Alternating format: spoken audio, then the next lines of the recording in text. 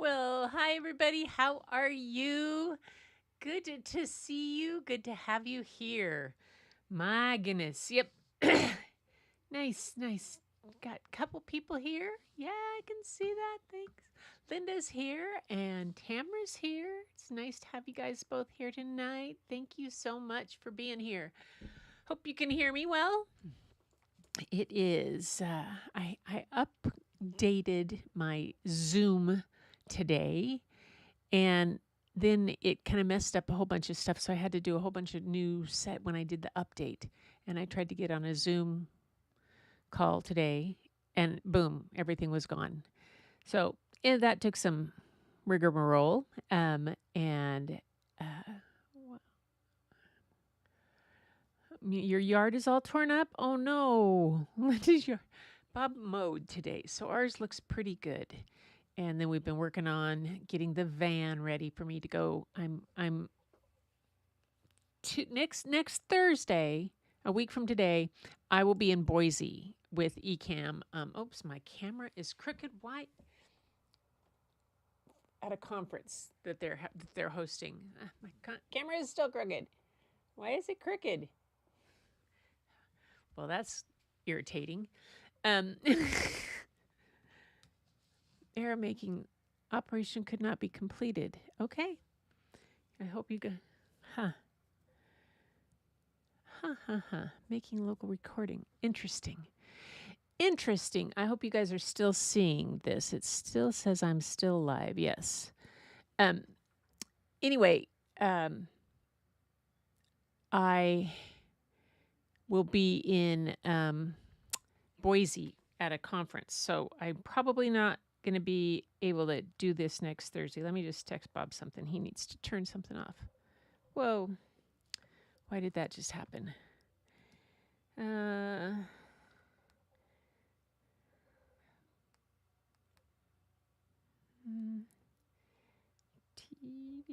off.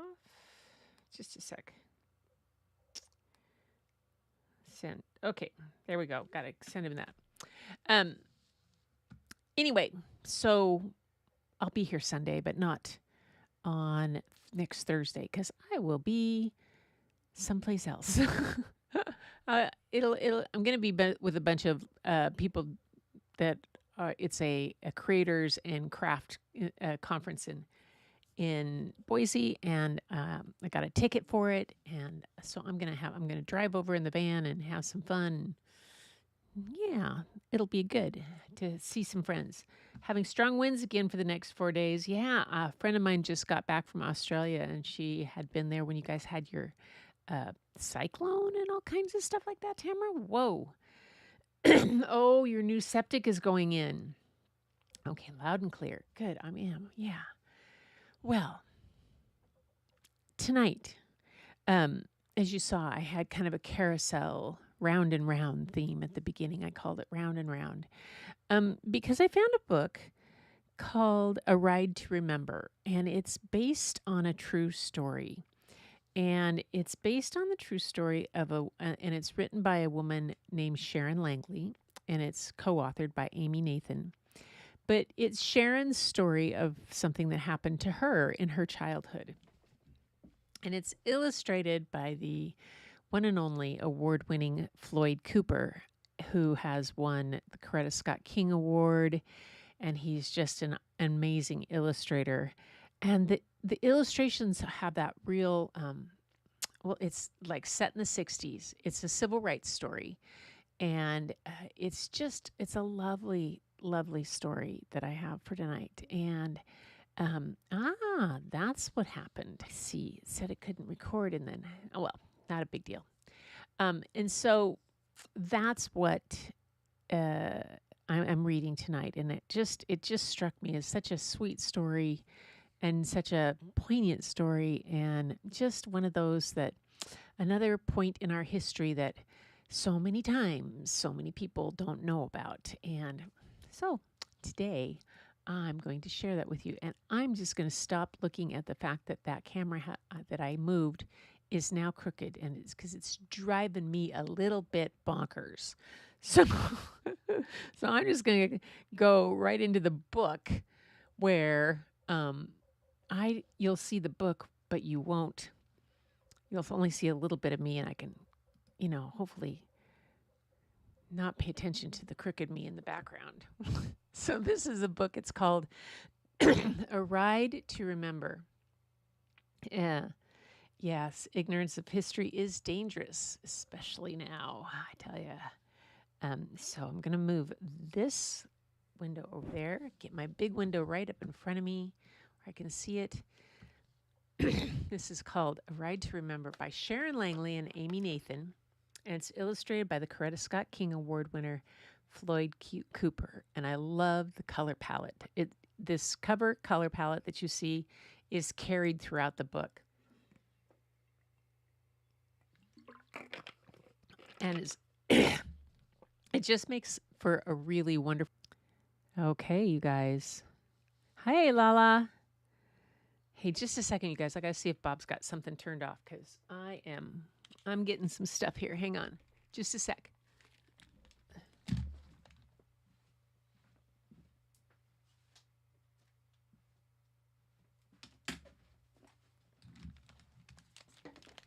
Hopefully, I'm back on. So, because it said that it stopped for a second there. Are you back? It said to resume. We have had the internet. Just let me go back here for a second and say something. We have had the internet go out every day around between usually about 7:15, and it cuts in and out. And we've got somebody coming out since they did this upgrade, but we'll see if we can do this. I'm going to give it a whirl, and yeah, we'll see. Hopefully things are going to respond. Now, A Ride to Remember. There we go. Go back a page so you can see the cover. I love carousels. The horses come in so many colors.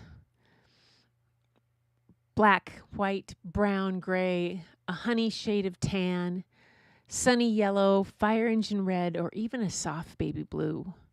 But no matter their colors, the horses all go at the same speed as they circle round and round. They start together. They finish together too. Nobody is first, and nobody is last. Everyone is equal when you ride a carousel. When I was a very little girl, my family lived in Baltimore. Near our house was an amusement park. It was green and grassy, big and beautiful, bright and shiny. There were rides and games, treats and cold drinks at Gwynn Oak Amusement Park, and a carousel too. But before I was born, there were no rides or sweets at that park for children like me. Was it because kids didn't have any money to buy tickets? I asked Mama. No, it wasn't about the money, said Mama. Or was it because they lived too far away from the park? I asked. That wasn't a problem either, said Daddy. Then why? I wondered aloud. It was because of an unfair rule the park had, Daddy explained. The rule said that African Americans couldn't go on any of the rides. Could we go there to have a picnic or fly a kite? I asked. No, we couldn't, said Mama. We wouldn't have been welcome there, said Daddy. That's terrible, I said. Yes, it was, Mama said. It was segregation, keeping people apart because of their race. Treating people differently because of the color of their skin, Daddy added. What about the golden rule? I asked. What about treating other people the way you want to be treated?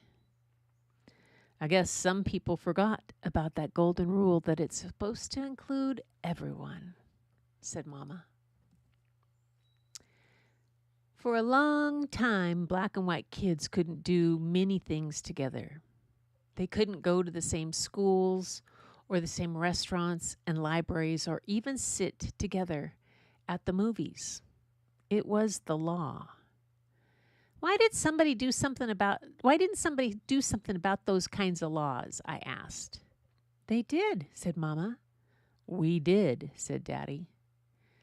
Many people, both blacks and whites, knew that segregation was unfair and just.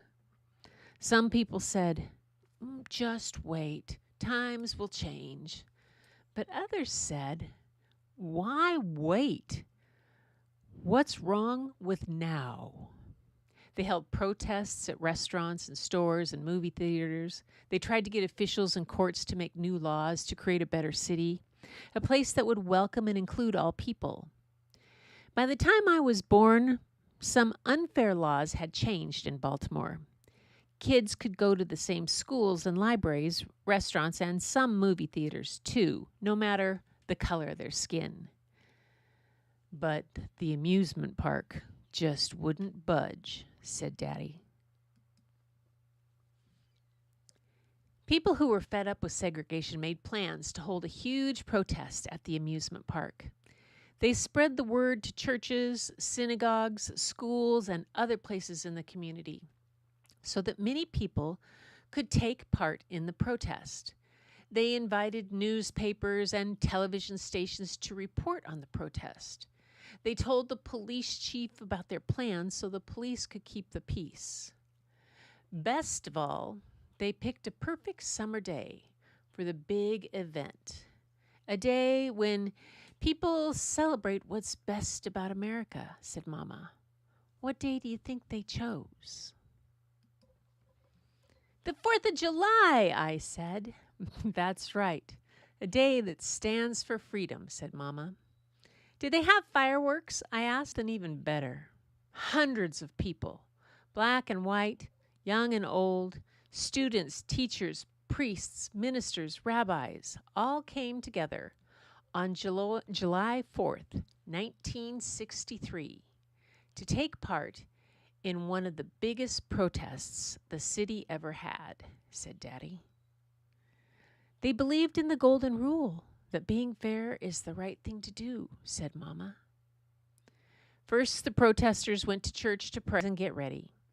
They spent the morning learning how to be peaceful protesters, how to not use their fists to fight back. Then they climbed onto buses to go to the amusement park. They brought signs and banners that declared their message of fairness for all. When the protesters reached the park, a crowd of angry faces greeted them. People who didn't want the park to change. They shouted insults at the protesters. The protesters just held their signs, sang high and sang freedom songs. We shall overcome. The civil rights anthem filled the air, said Daddy. But when they tried to go into the park to buy tickets, blacks and whites together, the park owners had the protesters arrested, said Mama. So they did what they'd been taught to do, to protest peacefully. Some sat down on the ground and refused to move. Police officers had to carry them to buses to take them to the police station. Mama and Daddy explained that almost 300 protesters were arrested that day. Some paid a fine and could go home, but half refused to pay the fines. They chose to spend the night in jail instead. When they went home the next day, they began planning another protest for 2 days later, on July 7th. Kids helped too, Mama said.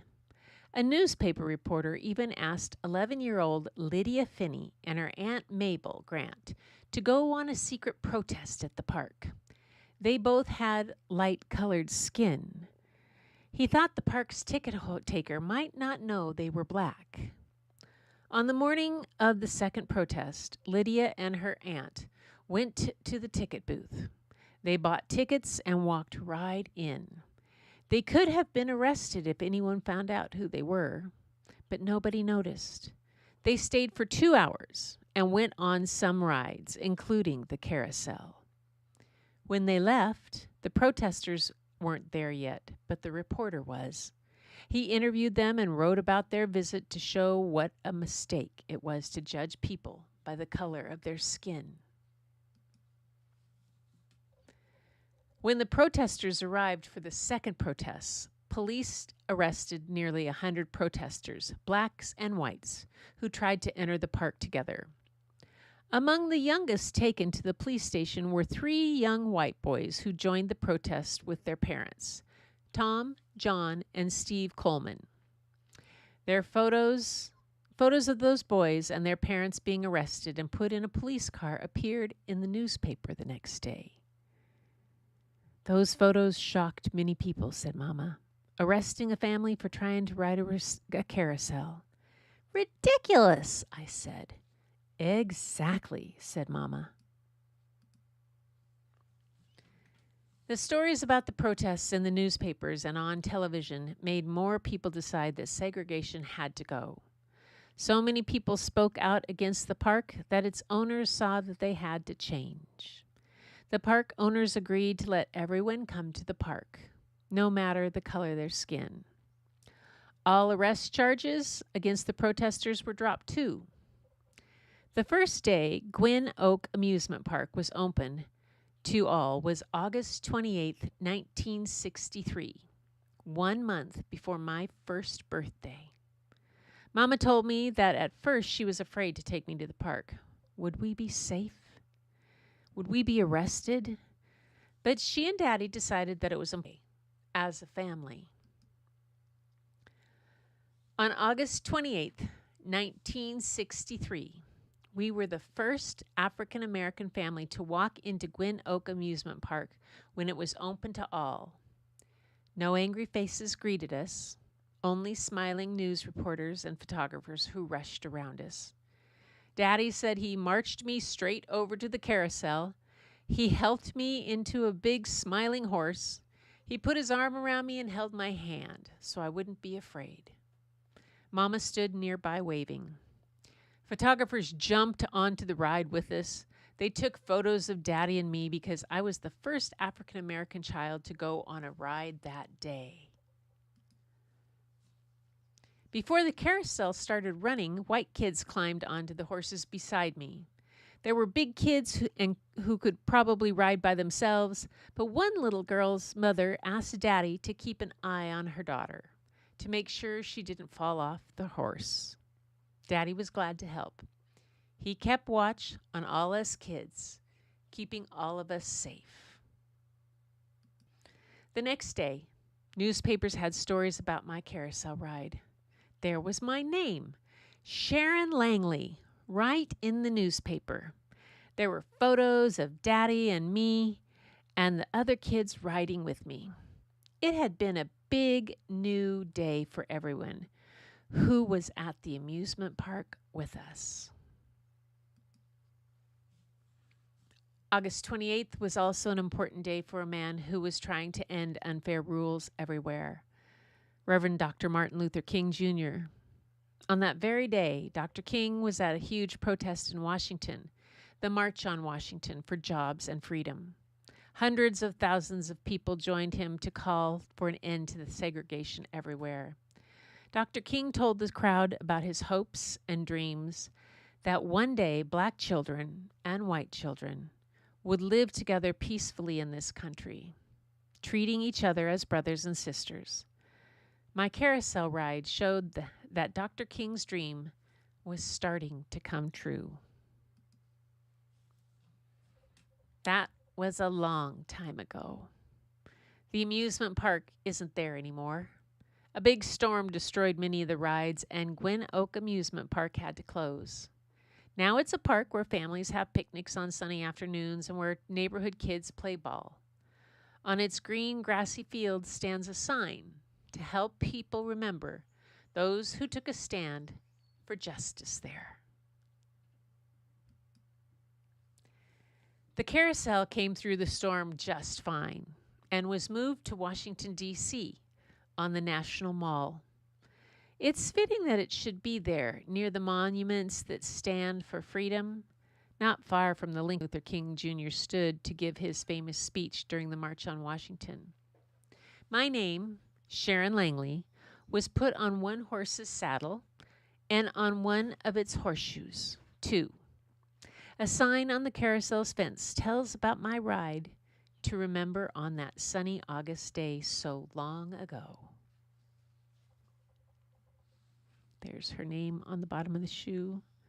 I couldn't find it up here on the saddle.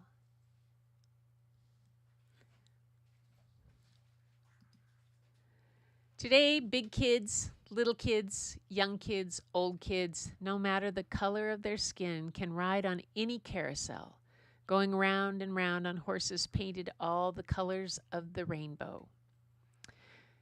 Nobody first, nobody last. Everybody equal, having fun together.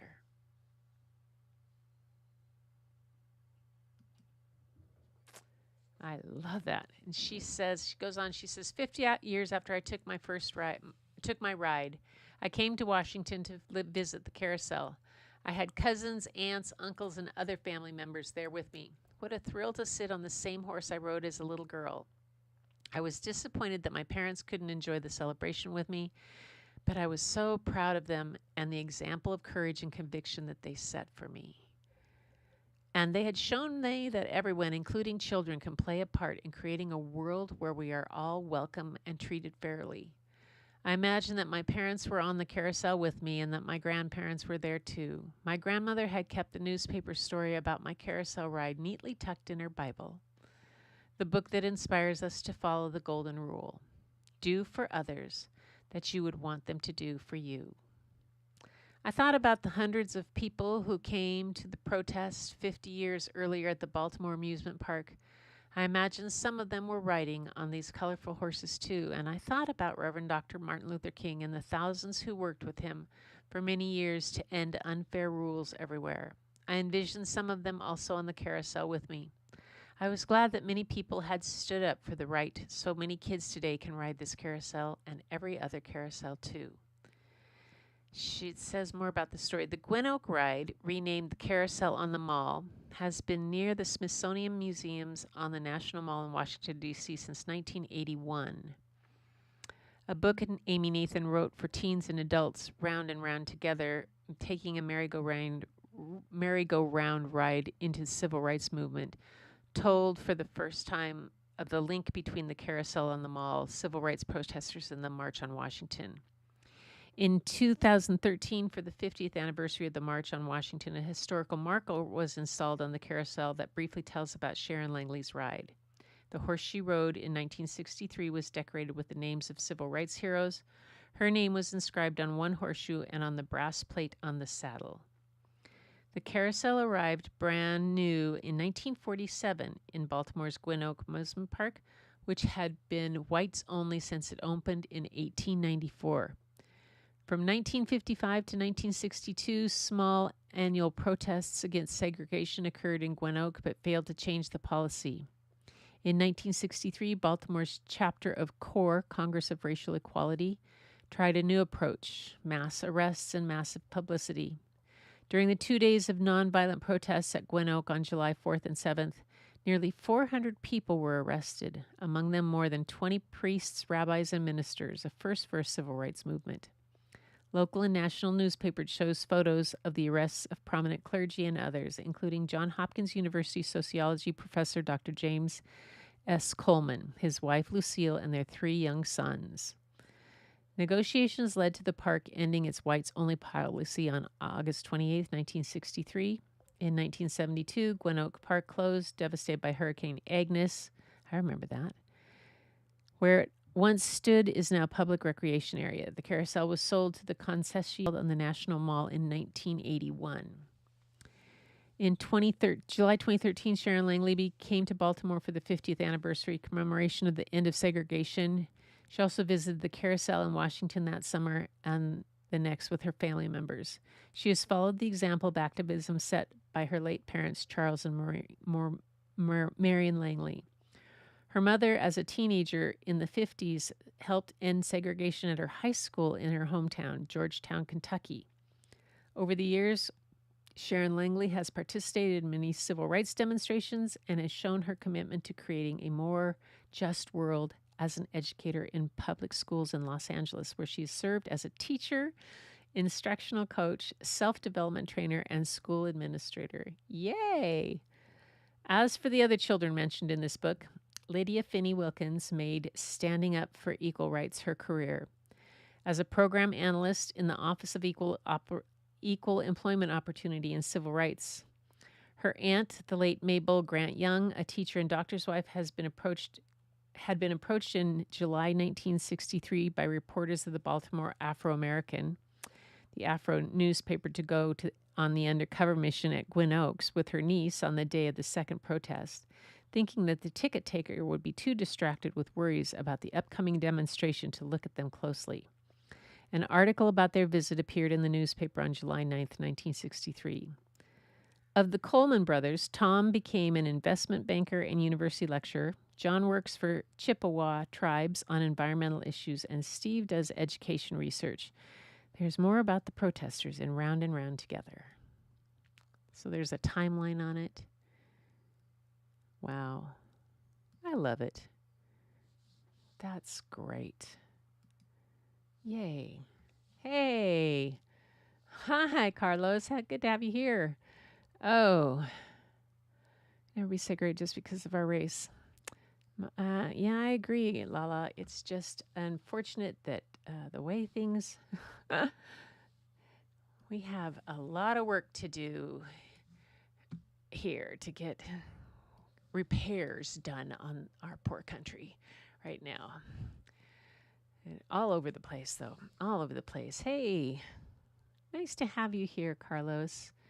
And I'm glad that I just had that one glitch that popped off and stopped the recording for a moment, but we got back resuming. So, like I said, we have had the internet crashing out every day at a similar time, and so we have somebody coming out this next week to take care of it, like I said. But I hope you guys enjoyed that book. Floyd Cooper, the illustrator. We've done other things that other books that he's done. Let me think if I can think something. Books by Floyd Cooper.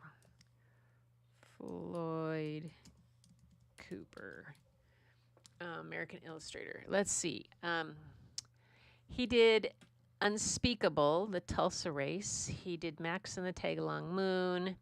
Juneteenth from AZ. Back of the Bus. I've read that. Brick by Brick. I'm not sure if I read Brick by Brick. He's just a really prolific author. Here, take a look here. You can see Floyd Cooper books. A really prolific illustrator. Freedom School, yes. Queen of the Track, I've read. A Dance Like Starlight. A Day for Remembering. That's I have sitting over on the shelf. Grandpa's Face. A bunch of these. Laura Charlotte. That's that one about, that's one of I have had that book since it first came out, and it's one of my favorites. She names this elephant Laura Charlotte. But it's just a really prolific illustrator. Take a look at this list of his book. The Girl Who Loved Caterpillar, and The Most Precious Gift, Tasha's Voice. We've read a fair number of these that I've had. From Miss Ida's Porch. Oh my gosh. When Africa Was Home. His illustrations are wonderful, and you can see by the covers, he has a similar kind of palette that he uses in a lot of his books. I remember Back of the Bus when that came out. And Juneteenth, I read that last year. Max and the Tagalong Moon. Great. Great books. Just a great illustrator. So, hey, Kids Sager for many reasons so wrong and so sad. It is. Isolation is definitely something. I mean, I'm doing the book The Artist's Way with my friend Mary Lou and Caleb and a bunch of us in a group kind of planning on it. And it was interesting. I was listening to something that Julia Cameron talked about, and the difference between isolation and solitude, and that solitude is okay. Solitude is something we need oftentimes, but isolation can be harmful. And there's Carlos could tell you this. He could probably list chapter and verse the number of studies out there that show the adverse effects of isolation on children and adults as well. But anyway, solitude is okay, isolation not so good. Yeah.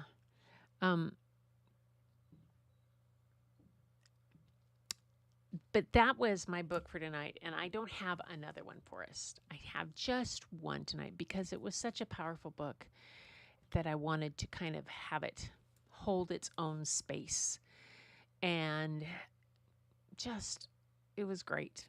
It was great. It was one of those that I felt that we really, it was just another point where children's picture books point out parts of our history that get ignored or forgotten or glossed over in our education. Yeah. Just simple things like that. So,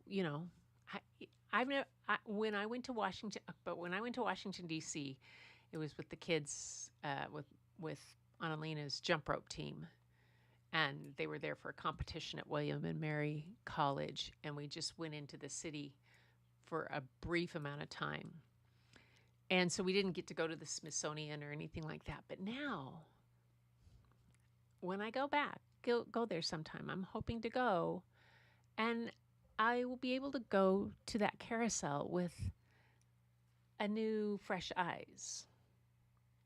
That is, if someone hasn't decided that he gets to take everything out of the National Mall.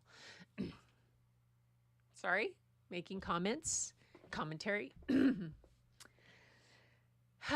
Stop. And oh, yeah, it's been a day.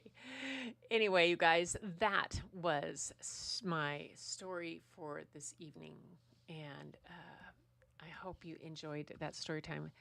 Carlos, I enjoyed your video earlier today on the bodybuilder. I remember having gone through that phase myself early on of bodybuilding, but that when you talked about how the guy told you about, do you have 10 more reps, that you have 10 more reps in you, I thought of when you said that, I thought of my oldest daughter and what her coach told them. She was on varsity crew at the University of Washington. And if you know anything about the story of Boys in the Boat, you know that the history of crew at the University of Washington is long and deep and just ingrained. And the crew at the University of Washington is one of the top in the world. And when Annalina was rowing her sophomore year, and she was rowing at what was the Pac-10 champion, she was in a women's open 4 boat. So there were 4 rowers and then the coxswain. And they were told that if you crossed the finish line and the course on a crew race is the equivalent of playing 2 full court basketball games back to back. You put out that much energy. It's a 2.5 mile course. It's gruesome. And they were told that if they crossed the finish line and they didn't pass out, throw up, see spots, or hallucinate, then they hadn't given it their all. And they hadn't put everything out there, and they would have had more to go. When Annalina's boat crossed the finish line in first place at Pac-10 Champions. She was out. I don't remember if she saw spots or was throwing up, but they were all just like they were over the edge. One of them passed out. The only one who was still conscious was the coxswain, and it was her job to throw water in people's faces so that they could get conscious again. And then when the national championships, and when they came in, just one person behind and got second place to the Virginia team at national championships. Like, oh, and the same thing happened to that Virginia team. Was a group of freshman girls that went on to stay together to row for Virginia for 4 years straight, win every year, and went on to be on the Olympic team. So there was that. But when I heard your show today, Carlos, it reminded me of that. There's just that much more in us. And it reminded me that I've seen that example. I watched my daughter live that example and be that. And my other daughter do the same thing with her soccer and her track, and think, yeah, we can. I can push just a little bit harder. Like they did in the story, A Ride to Remember. They pushed just a little bit more and a little bit further. Yeah. Okay. So that's it for tonight, you guys. Thank you so much for being here. I appreciate you, each and every one of you. I will be back on Sunday. Send in your art. Send in what you've been doing. We'll have things to show, and then I won't be here next Thursday because I will be in Boise at Craft and Creators with Katie and Doc and Caleb. I'm going to go over and see what they're doing. I think Liz is talking, or some eCam friends. And since it's in Boise, it's in the Pacific Northwest, I'm heading there to hook up with them and take in my van, making a little road trip for myself. So everybody, until next time, you know what to do. Keep looking for the beauty hidden in plain sight. It's all around you. But the first place you'll find it is when you go look in your own mirror. I'll see you next time.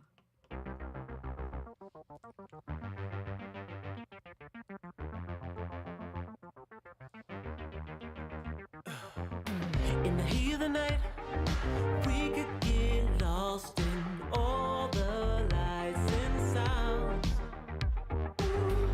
Feel alright, we won't go home, we will just stay here downtown. There's not just stars on the boulevard, they're in the light in your eyes. Oh, we don't need no black cards, I just need you by my side. We could be shameless, famous, running cool, with a love that leaves us weightless. Ooh, drop dead gorgeous, wow. Ooh, you got me feeling starstruck too. We could be famous, we could be famous. You blow my mind, looking like a model, better than the usual. Yeah, you don't even try, not average or typical. Yay. Put you on a pedestal. There's no bar. Thanks for being here, Lala and Carlos and Tamara and Linda.